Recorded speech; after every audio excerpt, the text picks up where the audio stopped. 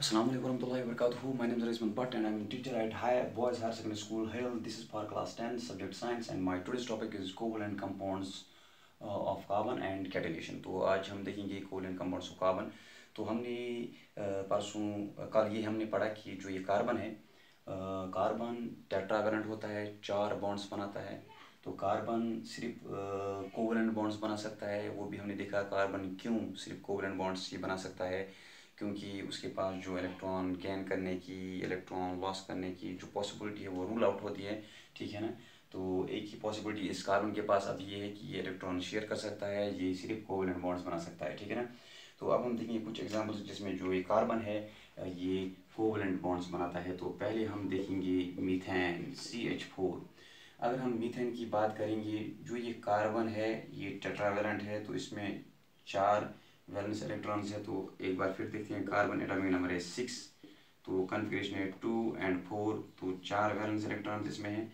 तो ये एक वैलेंस इलेक्ट्रॉन, दूसरा, तीसरा और चौथा. ठीक है ना.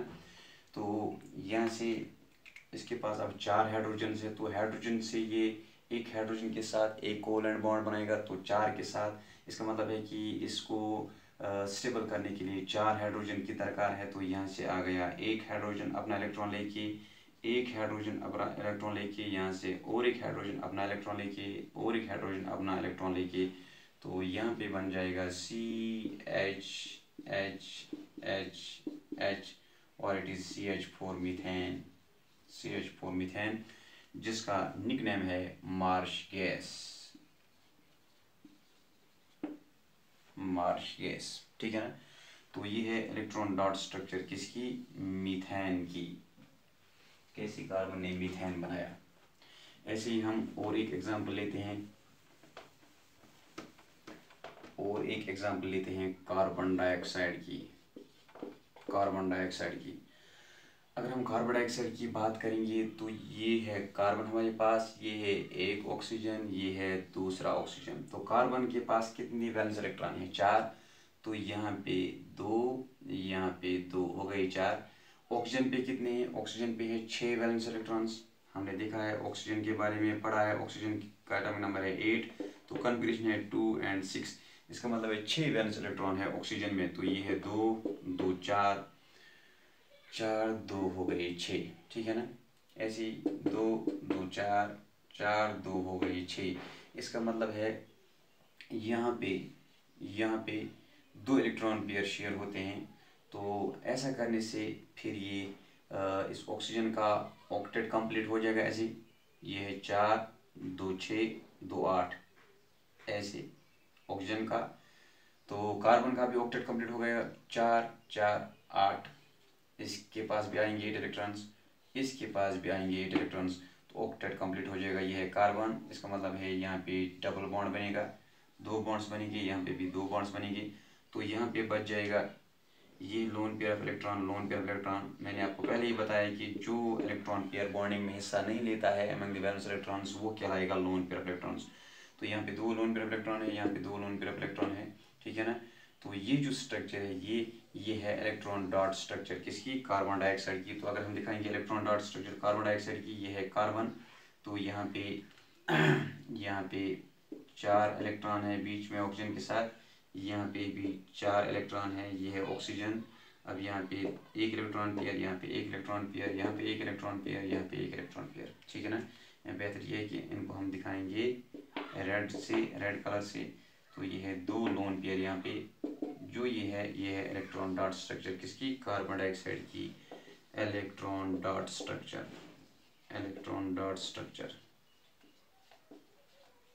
Of carbon dioxide. ठीक है ना. ऐसे ही हम लेते हैं और एक एग्जांपल जिसमें हम देखेंगे electron dot structure. Carbon dioxide की इलेक्ट्रॉन डॉट स्ट्रक्चर के बारे में बुक में एक क्वेश्चन दिया गया है. ऐसे ही वहाँ पे और एक एग्जांपल है, तो वो है सल्फर मॉलिक्यूल. इसकी हमें दिखानी है इलेक्ट्रॉन डॉट स्ट्रक्चर. तो सल्फर मॉलिक्यूल, सल्फर जो होता है इसकी एटॉमिसिटी है ये S8 मॉलिक्यूल होता है, दैट्स ऑक्टा एटॉमिक मॉलिक्यूल. ठीक है ना. तो इसमें 8 सल्फर एटम्स ज्वाइन होते हैं. ठीक है ना. तो स्ट्रक्चर कैसे होती है, वो स्ट्रक्चर ऐसे होती है। यहाँ पे एक सल्फर है, ठीक है ना। तो पहले दिखाएंगे हम डॉट स्ट्रक्चर, ठीक है ना। ये है एक सल्फर। अगर हम सल्फर की बात करेंगे, सल्फर का एटॉमिक नंबर होता है 16। इसका मतलब यहाँ पे 2, 8 और 2 हो गई 10। यहाँ पे है 6, 10 और 6 हो गए 16, ठीक है ना। तो इसका मतलब है इसमें भी है 6 वैलेंस इलेक्ट्रॉन। तो यहाँ पे 2, ठीक है ना, 2, यहाँ पे 2 हो गई ना 4, यहाँ पे 1, 5, यहाँ पे 1, 6। ऐसे ही दूसरा सल्फर है हमारे पास, दूसरा, ऐसे ही तीसरा, चौथा, पांचवा, छठा, सातवां, यहाँ पे दिखाएंगे 8वां सल्फर, ठीक है ना। तो हर एक के पास क्या है हर एक के पास 2 इलेक्ट्रॉन पेयर है, 2 इलेक्ट्रॉन पेयर है, 2 2 4 6 है टोटल में, 2 2 4। तो मैं दिखाऊंगा ऐसे ही, पहले 2 2 4, ऐसे ही 2 2 4, 2 2 4, 2 2 4, 2 2 4, 2 2 4, ठीक है ना। तो टोटल में वैलेंस इलेक्ट्रॉन कितने हैं सल्फर पे, 6 है। तो ये सल्फर के 2 2 4, अब 1 5, 1 छठा, ठीक है ना। तो यहाँ पे दिखाऊंगा, ये एक यहाँ से, इसका एक यहाँ से, इस सल्फर का एक यहाँ से, एक यहाँ से, इस सल्फर का एक यहाँ से, एक यहाँ से, इस सल्फर का एक यहाँ से, एक यहाँ से, इस सल्फर का एक यहाँ से, एक यहाँ से, इस सल्फर का एक यहाँ से, एक यहाँ से, इस सल्फर का एक है यहाँ से, एक है यहाँ से, ठीक है ना। तो ये है बॉन्ड पेयर्स, ठीक है ना, ये है bond pairs. So this is electron dot structure of sulphur molecule. ये क्या है, ये है electron dot structure, electron dot structure किसकी, सल्फर मॉलिक्यूल की, electron dot structure of sulphur molecule, ठीक है ना। तो असल में इसकी जो स्ट्रक्चर होती है, it's because of lone pair repulsion, bond pair lone pair bond pair repulsion. According to VSEPR theory जो स्ट्रक्चर हम देखते हैं यहाँ पे पकर्ड रिंग स्ट्रक्चर होती है, it is puckered ring structure. हम देखते हैं यहाँ पे पकर्ड रिंग स्ट्रक्चर, ऐसी स्ट्रक्चर होती है।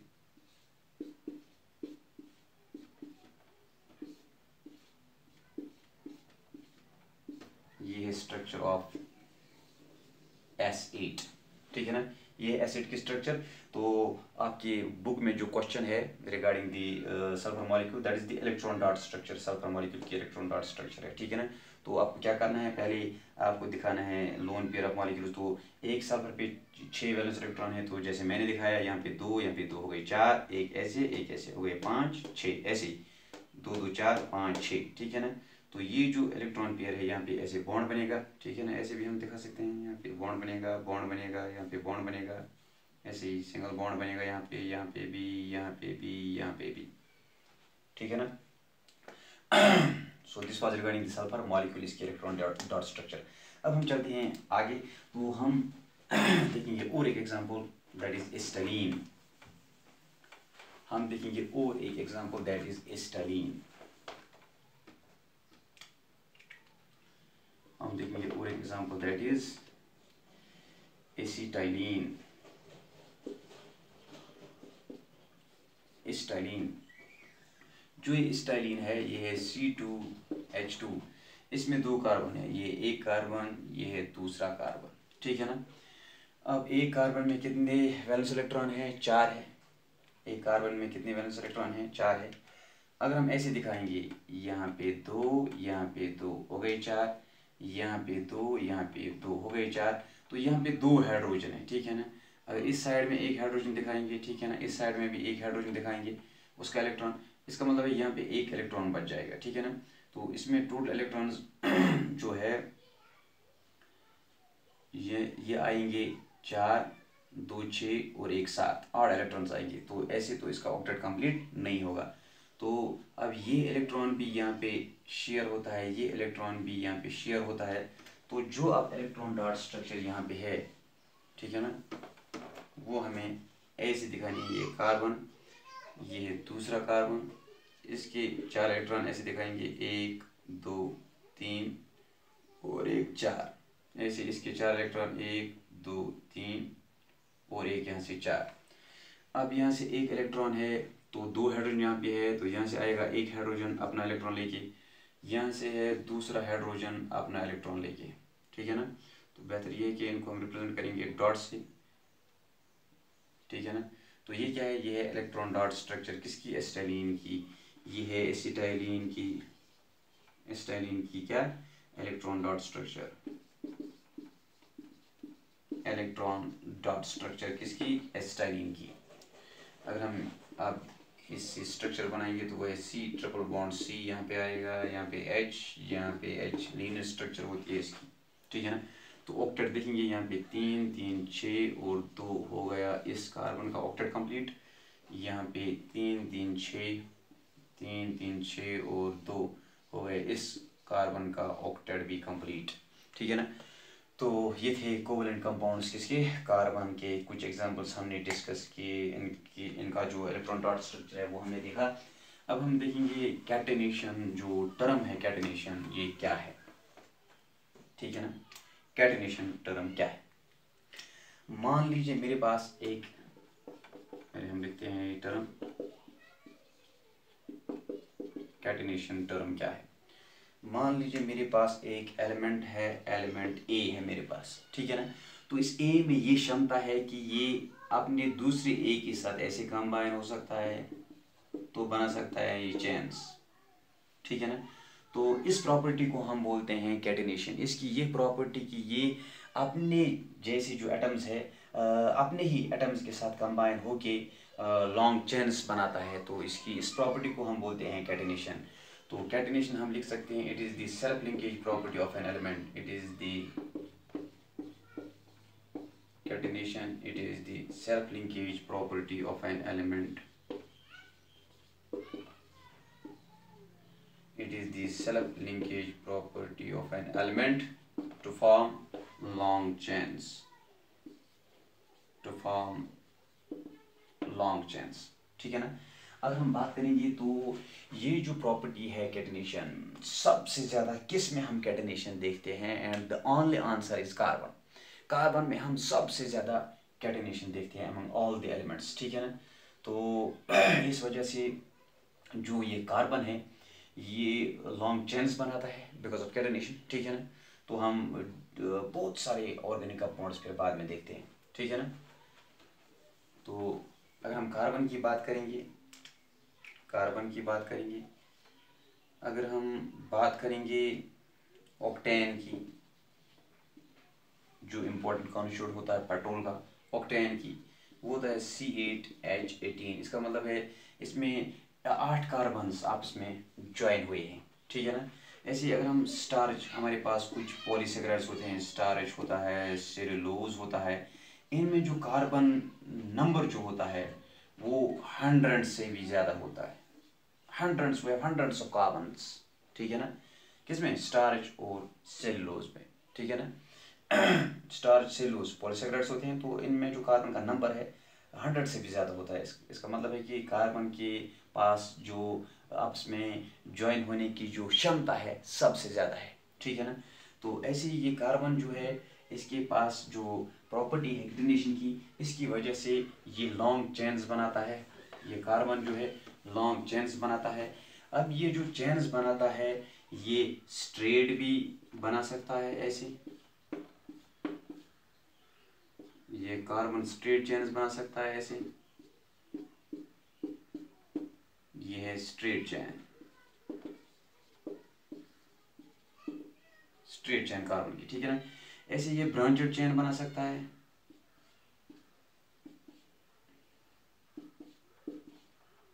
कार्बन ब्रांचेड चेन बना सकता है ऐसे, कार्बन जो है ब्रांचेड चेन बना सकता है, ये है branched chain because of catenation. ऐसे ये कार्बन क्लोज्ड चेन बना सकता है बिकॉज ऑफ कैटेनेशन, ऐसे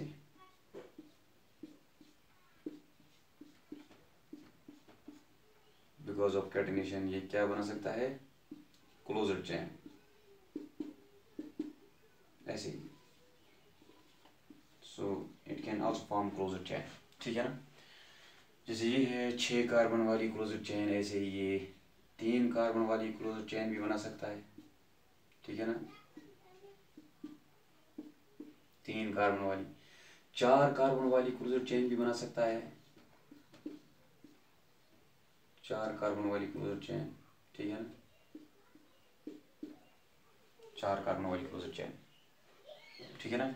तो इसका मतलब बिकॉज ऑफ कैटिनेशन जो ये कार्बन है स्ट्रेट चेन बना सकता है, ब्रांचेड चेन बना सकता है, क्लोज्ड चेन बना सकता है। It's because of catenation, because property of carbon to form long chains, ठीक है ना। So this was all about today's topic. तो इंशाल्लाह कल हम पढ़ेंगे जो ये कार्बन है इसकी ऑकरेंस के बारे में, तो हम कल डिस्कस करेंगे। एलोट्रॉपी के बारे में हम पढ़ेंगे, एलोट्रॉपी किसको हम बोलते हैं, ठीक है ना।